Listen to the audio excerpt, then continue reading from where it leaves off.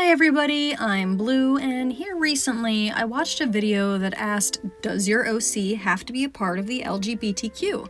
And where the answer in that video was satisfactory, it just didn't quite line up with my own thoughts on the matter, in the fact that it just didn't go deep enough. And since it's Pride Month, I figured it would be a good time to draw some of my characters who are part of the LGBTQ, celebrating their right to be themselves. You're gonna notice as the drawing in the background goes on that I was very indecisive with this particular piece, and we'll circle back to that later. For now though, let's answer that question in as simple of terms as possible. Does your original character have to be a part of the LGBTQ? No. Your original character is whatever you need or want them to be, whether it be a reflection of yourself, a vessel to address some fears or concerns you have, a character in a story, or a PC in a TTRPG. There are no rules or structure for what an original character is, or how they should behave or act, or respond to a situation. They are your characters, and that's the joy of having original characters in the first place. This is somebody that you get to write and control and steer and direct in the way that you see characters behaving in shows, movies, or games, but without any sort of meddling or interference from anyone else. Unless you're collaborating, but that's a different story. Basically, an original character can be anything. So why does it seem like there are so many from the LGBTQ community? Is it that gosh dang alphabet mafia pushing their agenda as they always have? No. The reason you see so many original characters that explore their identity in this way is because there are not very many sources of media out there that dig into what people in the community go through.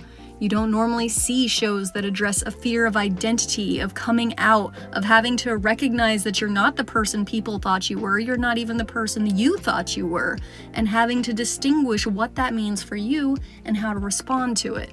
And it's the lack of seeing these parts of yourself expressed in media that cause people to make so many of their OCs of the LGBTQ community.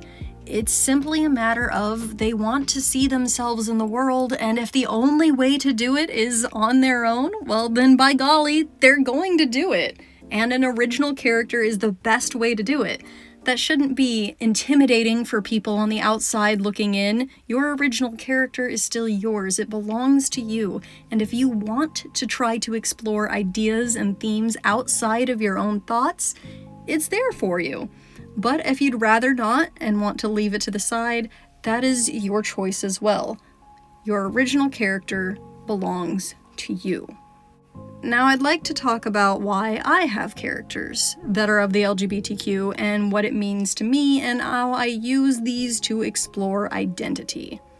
I grew up in a small town that was sort of allergic to learning anything new or caring about anything that hadn't been explored back in the 70s and 80s.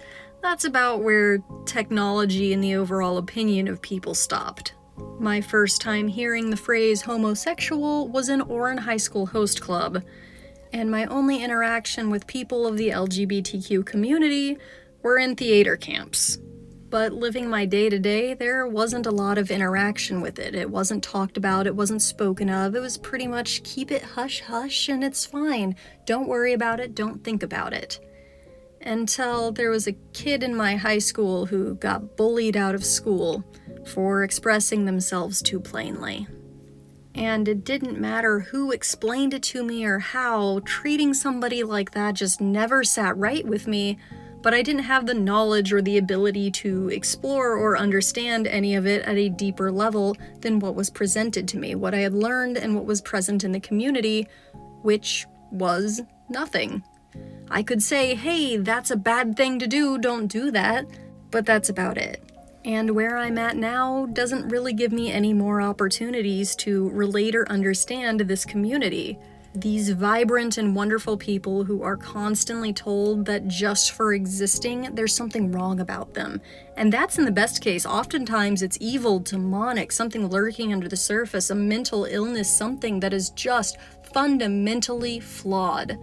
And for the people that can look at that and say, no, I'm happy the way I am, that's where Pride Month comes in. And I am so happy now for everybody that gets to wave their flag and proudly walk and say, this is who I am, and I will not be stopped.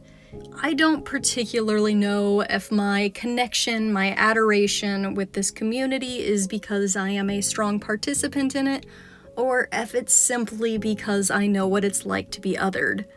I would assume I'm somewhere on the Aro Ace spectrum, and honestly, I feel like I'm some kind of egg. I don't know exactly what that means for me, but I also know I am not in a safe place to be able to express that. So for people that can, I admire the heck out of them, because even in places where it is more accepted, it still takes a lot of bravery to recognize these things about yourself. And that's why I love exploring it with my original characters, because each of them has a story where they get to explore, learn, and understand exactly who they are and who they want to be. From right to left, we have V, Mikola, Boris, Vondervik, and Jubilee. Jubilee in particular, I hosted a little poll on my Tumblr to see who got the last spot in this picture, and she beat out my boy Jack to bring in some aromantic rep. The rest of these characters were chosen because a large part of their story and what matters to them is directly related to their association with the LGBTQ community. And it's through these characters that I am allowed to learn, express, and understand lives that are different than my own. Anytime I'm writing or doing character work and I'm talking about anything that I don't know about, I start researching, I start digging into it. I find stories online about people coming out and how difficult it was. I find expressions of the anguish of just the state of the community right now. And I find joy and I find happiness in exploring one's identity and learning to understand who they are, and most importantly, learn to love themselves, as well as find others who can love them for exactly who they are. And that's why I wanted to do a video on Pride Month. That's why I wanted to celebrate this, even though I know where I'm at in life. I can't really do that vocally, but I wanted to take a second and say, for all of you in that good old alphabet mafia, I am so proud of you for the work you've done, because I know it's hard. I know the world is cruel and unsafe right now, and the fact that you can still take that moment and wave that flag and say, this is who I am, deal with it, brings me so much happiness. And I hope in the coming years we can have some more softness, some more compassion for this community.